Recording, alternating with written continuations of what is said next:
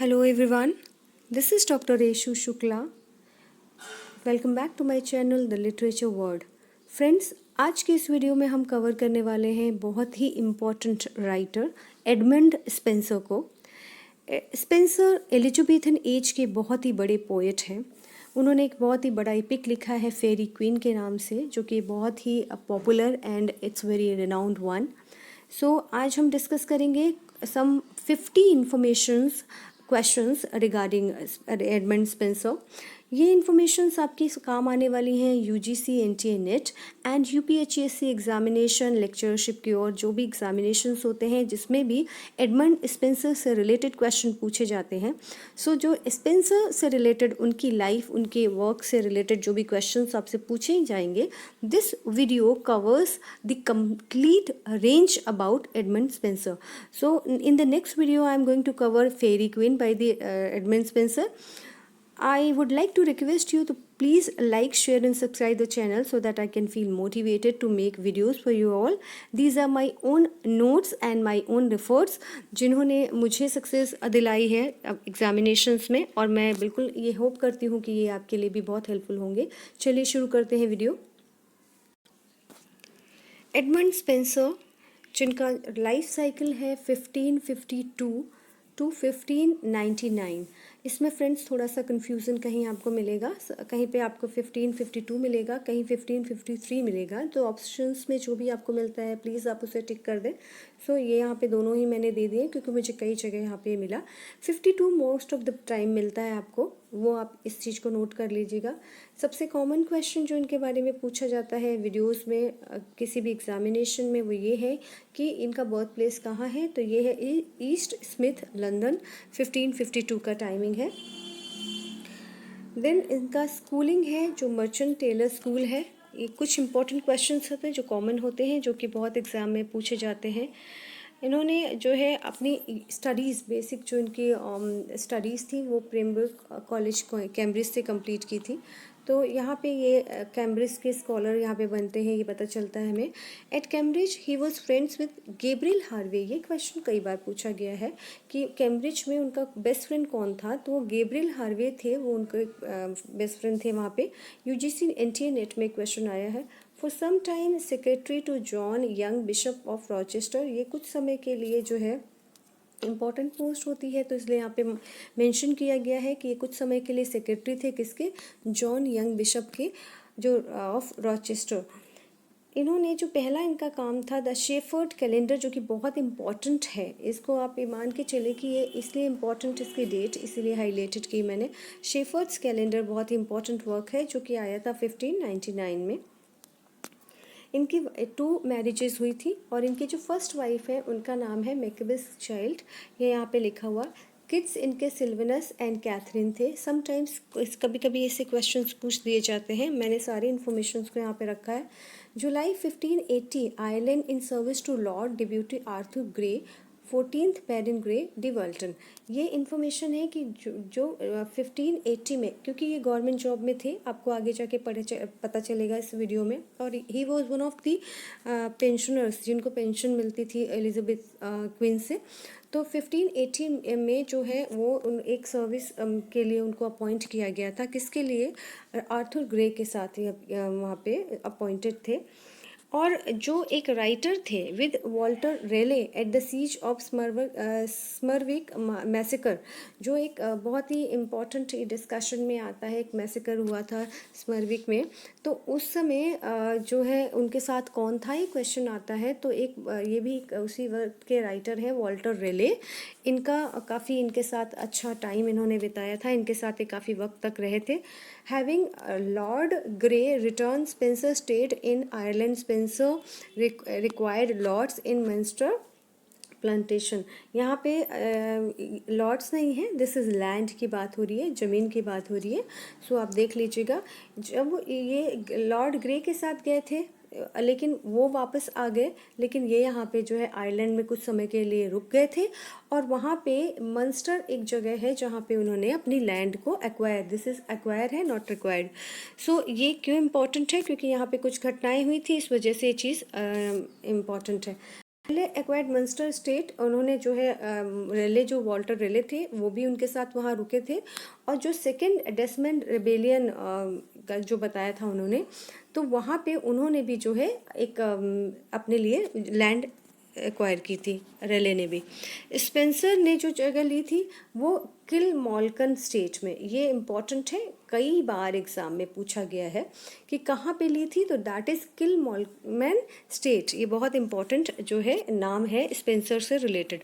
A short distance away grew a tree, ये exam में question पूछा गया है कई बार कि जहाँ पे वो रहते थे वहाँ की शॉर्ट डिस्टेंस में एक पेड़ ग्रू हुआ था, उसके नीचे बैठ के उन्होंने बहुत सारा जो है अपनी फेरी क्वीन से रिलेटेड ही penned down some of fairy queen की जो फेयर व्यू, उसके बारे में जो सोचते रहते थे फेरी क्वीन से रिलेटेड, वो उन्होंने उस पेड़ के नीचे बैठ के काफ़ी सारे फेरी क्वीन के जो है चैप्टर्स कंप्लीट किए थे। उसे स्पेंसर ट्री के नाम से जाना जाता है। इंपॉर्टेंट क्वेश्चन आता है कई बार। 1590 first 3 books of fairy queen published, यानी कि जो फेरी क्वीन थी फ्रेंड्स वो एक बार में पब्लिश नहीं हुई थी। तो ये क्वेश्चन यूपीएससी और यूजीसी एनटीए नेट में बार बार पूछा जाता है कि 1590 में उन्होंने कितनी बुक्स आई थी फेरी क्वीन की, तो फर्स्ट 3 बुक्स आई थी 1590 में। He obtained life time pension of $, ये आप देख लीजिए, 50 ईयर फ्रॉम क्वीन, यहाँ इनको जो है लाइफ टाइम पेंशन मिली थी। तो ये इनके लिए बहुत इंपॉर्टेंट है, किस काम के लिए मिली थी, फेरी क्वीन के लिए ही मिली थी, इनको लाइफ टाइम पेंशन इनको मिली थी। हिज सटायरिकल, जो इन्होंने एक सटायर आप लोगों को पता होगा, व्यंग्य के रूप में किसी के लिए कुछ कहना होता है। उस समय लिटरेचर का एक तरीका था कि आप किसी को नापसंद कहते हैं या किसी को क्रिटिसाइज़ करते हैं, किसी को डिसलाइक करते हैं, तो लिटरेचर की लैंग्वेज में आप उसको कुछ व्यंग्य लिखते हैं। बहुत क्रिटिकल होता है, कड़वे शब्दों का इस्तेमाल होता है, और वैसे जो है सामने वाले को आप इनडायरेक्ट नाम दे देते हैं, उसको डायरेक्ट नाम नहीं देते हैं, अपने कुछ एक कैरेक्टर का कोई नाम दे देते हैं, और वो कैरेक्टर पर्सोनीफाई करता है उसी व्यक्ति को जिसको आप व्यंग करना चाहते हैं। तो मदर हेबर्ट्स टेल जो थी वो एक उनका सटायरिकल वर्क था, और उन्होंने किस पे लिखा था, लॉर्ड बर्गले का नाम लेके लिखा था, लेकिन थे वो विलियम सेसिल, ये नाम उन्होंने दिया था उसमें। क्वीन एलिजाबेथ के सेक्रेटरी थे विलियम सेसिल, तो उनको जो उन्होंने एंटोगनाइज किया था। जो प्रोटोगनिस्ट होता है वो हीरो होता है, जो एंटागनिस्ट होता है वो आपका विलन होता है। तो उन्होंने एक मदर हेबर्ट्स, जो उनकी बहुत फेमस वर्क है, सटायर है, उसमें विलियम सेसिल को उन्होंने नाम दिया है लॉर्ड बर्गले करके, जो क्वीन के सेक्रेटरी थे, और उनको उनके ऊपर उन्होंने अपना पूरा सटायर लिखा है। सटायर क्या लिखा है वो आगे आपको पता चल जाएगा। 1594 फर्स्ट वाइफ उनकी डाइड हो गई थी, जो ही मैरिड एलिजाबेथ, और उसके बाद एलिजाबेथ बॉयल को उन्होंने वापस दोबारा सेकंड मैरिज किया था। उनके ऊपर उन्होंने सोनेट सीक्वेंस लिखा था, एमरिटी, बहुत इम्पॉर्टेंट है, लव पोएम्स हैं सब इसके अंदर, और ये सोनेट सीक्वेंस है एमरिटी, जो कि उन्होंने, क्वेश्चन आता है एग्जाम में कि किसके ऊपर लिखा था, तो दैट वाज एलिजाबेथ बॉयल, जो कि उनकी सेकंड वाइफ थी। ये बात ध्यान रखने की बात है। His marriage was celebrated. Epithalamion एक वर्क लिखा इन्होंने, बहुत ब्यूटीफुल वर्क है ये। A song on the honour of a bride and bridegroom, ये बताने के लिए मैंने यहाँ पे ब्रैकेट में लिख दिया है कि एपिथेल्मियन का मतलब क्या होता है। जब किसी ब्राइड या ब्राइडग्रूम के ऑनर में कोई गाना लिखते हैं, सॉन्ग लिखते हैं, उसे एपिथेल्मियन कहते हैं। और ये इन्होंने क्यों लिखा था, इन्होंने अपनी मैरिज को सेलिब्रेट करने के लिए किया था। ये क्वेश्चन एग्जाम में आता है कि on of what Epithalamion is based on, तो ये है मैरिज का सेलिब्रेशन।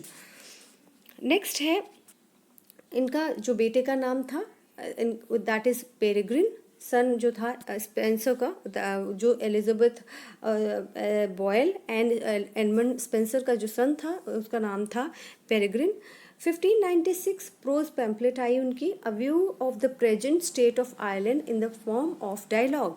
ये कई बार जो है आधा पूछ लेते हैं कि जो पैम्पलेट थी आयरलैंड की वो किस तरीके की थी, तो वो फॉर्म ऑफ डायलॉग थी। एक तो ये क्वेश्चन बनता है फ्रेंड्स। और दूसरा जो इम्पोर्टेंट चीज़ है कि ये वही है जब वो आइलैंड का में स्टे किया था उन्होंने, तभी उन्होंने जो है ये इम्पोर्टेंट वर्क अपना उसको ड्राफ्ट करना, दिमाग में रखना शुरू कर दिया था, और उसी पे उन्हीं डेज में जो एक्सपीरियंसेस उन्हें हुए थे उसी से रिलेटेड उन्होंने यहाँ पे ये वर्क लिखा है।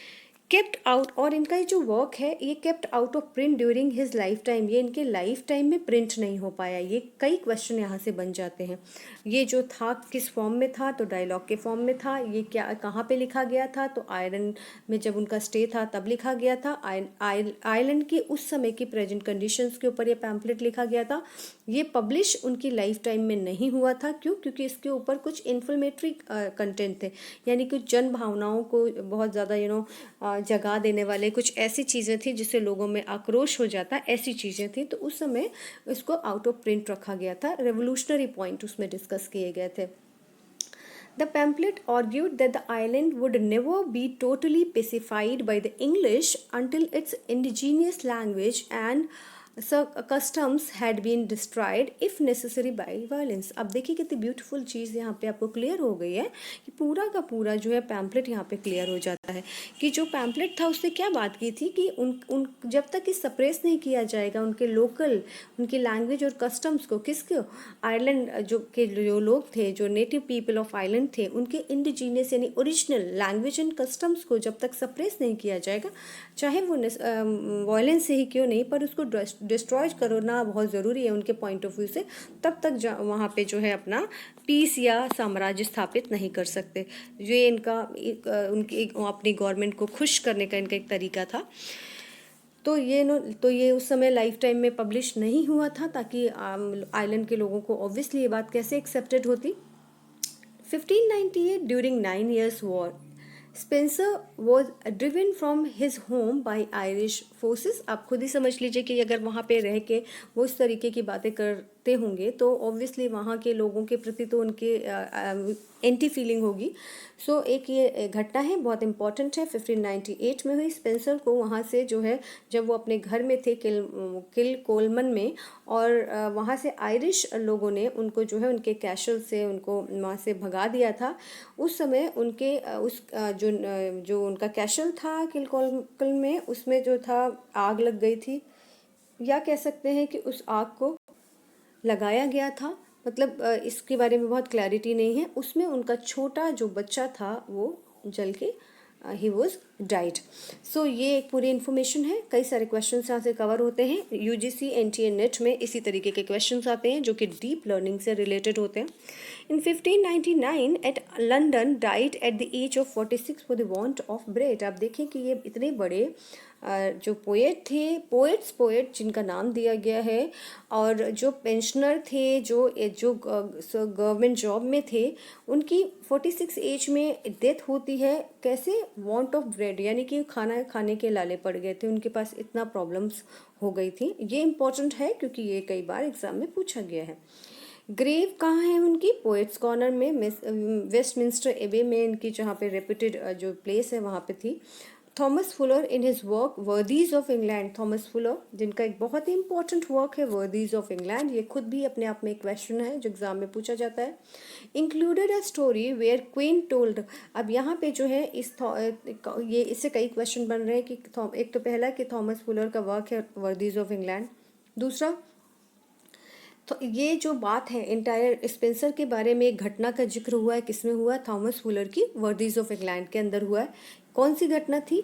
घटना ये थी कि when queen told his treasurer William Cecil to pay Spenser 100 pound for poetry. Faerie Queene के लिए क्वीन ने विलियम सेसिल जो इनके ट्रेजरर थे उनको 100 पाउंड देने के लिए कहा था। तो उस treasurer objected that sum was too much. Treasurer ने उनको बोला कि ये सम बहुत ज़्यादा है, इसे कम करना चाहिए। She said then give him what the reason. ये एग्ज़ाम में आ जाते हैं as it is a line. Exam में ये लाइन अक्सर आ जाती है कि then give him what is reason. क्या मतलब है इसका? रीज़न का मतलब उन्होंने बोला था कि जो भी उनके लिए बनता है इनाम उनको दे दीजिए। तो फिर क्या हुआ, उनको जो है 50 पे बात बन गई थी। फिर मतलब उन्होंने बोला था कि ओके हम 50 देंगे, ऐसा कह तो दिया था, लेकिन हुआ क्या, उन्होंने दिया नहीं था। तो स्पेंसर ने एक जो है क्वार्ट्रेन लिख दिया था। आई वॉज प्रोमिस्ड, ये आ जाता है कई बार एग्जाम में, I was promised on a time to have a reason for my rhyme, from that time unto this season I received nor rhyme nor reason, यानी कि जो 50 की भी बात करी थी उनके ट्रेजरर ने, वो भी जो है उनको देना कंटिन्यू नहीं किया था। जैसे ही ये जो इनका आया क्वार्ट्रेन बाहर, तो द क्वीन इमीडिएटली, क्वीन को जैसे पढ़ने में आया, the queen immediately order the treasurer to pay Spenser the original £100। अब उन्होंने गुस्से में बोला कि नहीं, ये तो उनकी बहुत बेइज्जती की बात थी, तो उन्होंने बोला अब जो है आपको ओरिजिनल £100। ये सब फ्रेंड्स बहुत इंपॉर्टेंट क्वेश्चंस हैं, ये इन्फॉर्मेशन बहुत इंपॉर्टेंट है, कहीं से भी आप इसको क्रॉस वेरीफाई कर लीजिएगा। तो NTA नेट में या UGC नेट में लास्ट 15 ईयर्स के क्वेश्चन पेपर भी ढूंढ लेंगे तो आपको ये सारे के सारे क्वेश्चन मिल जाएंगे, और अभी भी ये उतने ही रेलिवेंट है, यानी बहुत सी इन्फॉर्मेशन तो आपको 2018-19 में भी इससे मिल जाएंगी। The other Elizabethan to receive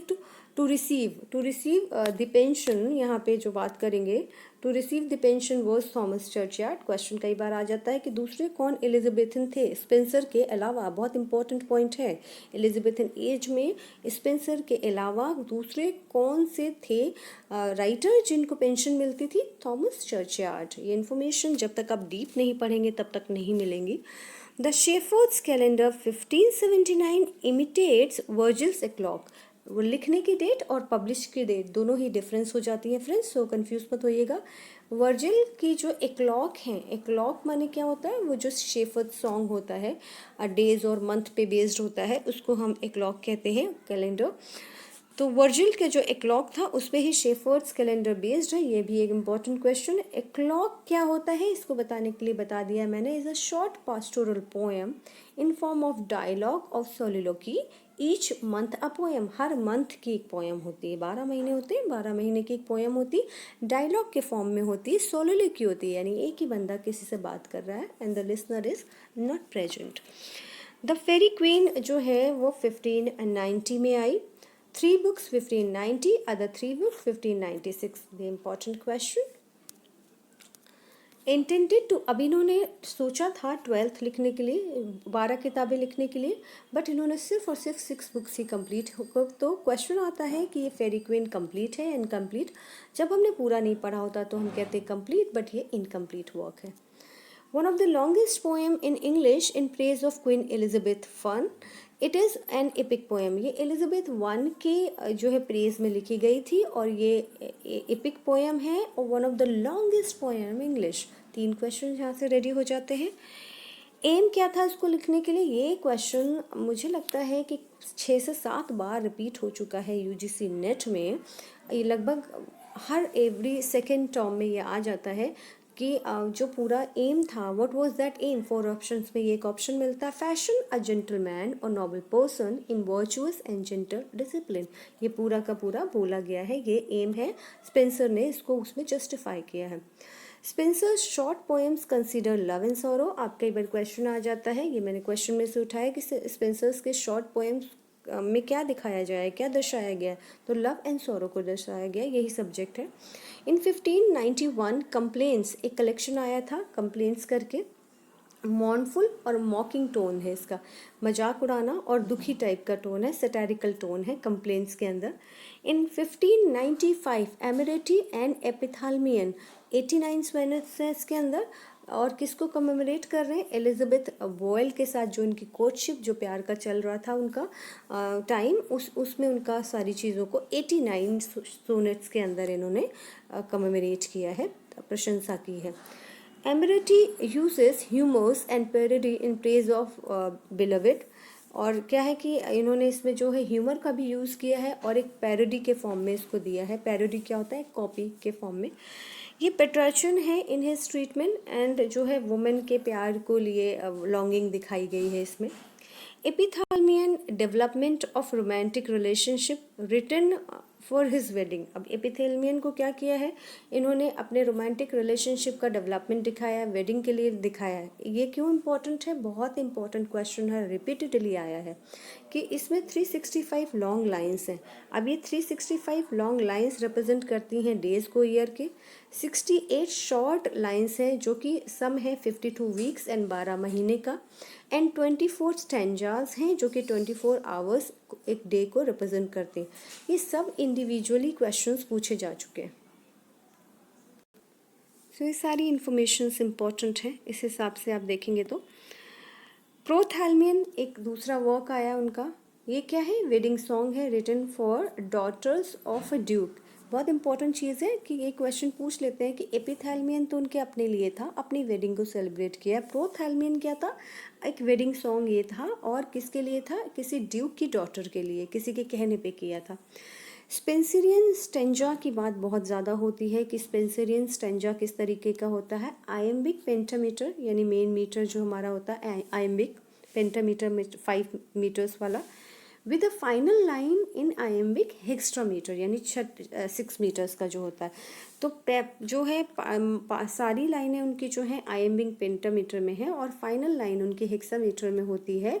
तो हैविंग 6 फीट और stress is known as alexandrine. So alexandrine, अब इसको कहते हैं हम हेक्सामीटर को, और ये इसको ही हम जो है स्पेरियन स्टेंजा कहते हैं। Iambic pentameter main line and then final line as iambic हेक्स्ट्रामीटर।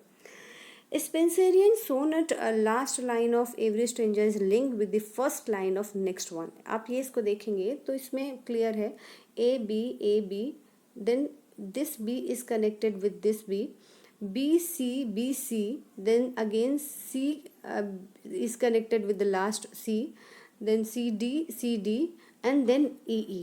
So ये जो है इनका स्टेंजा है, उसको पूरा आप देखेंगे तो पढ़ना आपको आ जाएगा। ये बहुत बार इम्पॉर्टेंट क्वेश्चन एग्जाम में पूछा जाता है।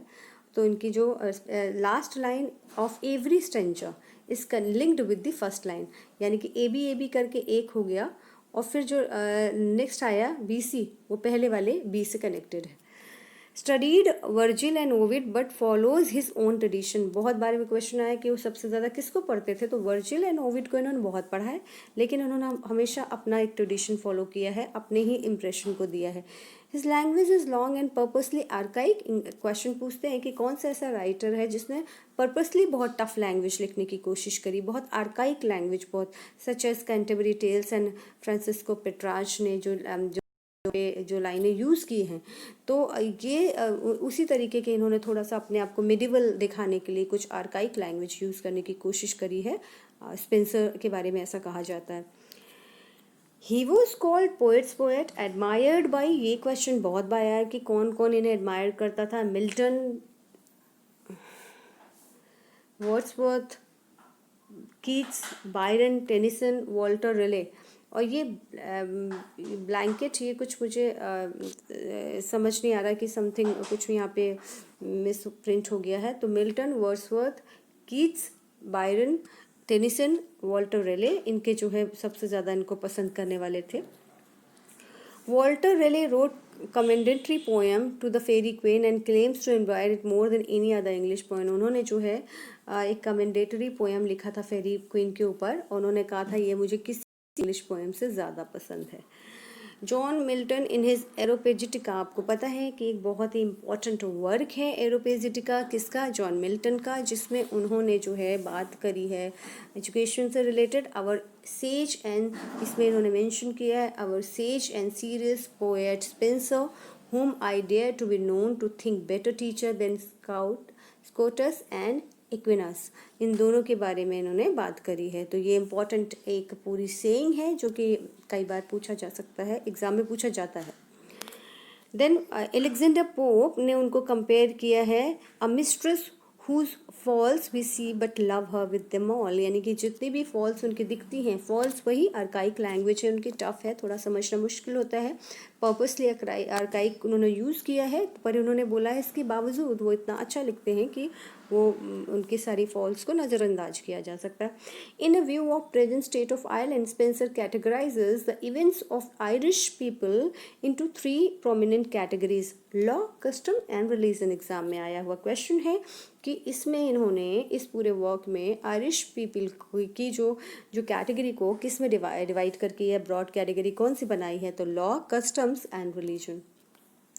According to Spencer, Brehon law यानी कि जो नेटिव लॉ था मस्ट बी डिस्ट्रॉयड, ये एग्जाम में आया था कि क्या बोला है स्पेंसर ने। तो उन्होंने बोला था ब्रेहन लॉ, ये मैंने यहाँ पे आपको ब्रैकेट में बता दिया है कि वो जो नेटिव लॉ था वो कहते थे कि वहाँ पे आइलैंड में ख़त्म हो जाना चाहिए, तभी वहाँ पे इंग्लिश रूल इस्टेब्लिश कर सकते हैं। आई होप फ्रेंड्स आपको ये सारे क्वेश्चंस अच्छे लगे होंगे और आपको यूज़फुल लगेंगे। Thank you so much for watching this video. Please like, share and subscribe as well. And in the next video I will come with the fairy queen and the important informations and the question of fairy queen. Thank you so much for watching.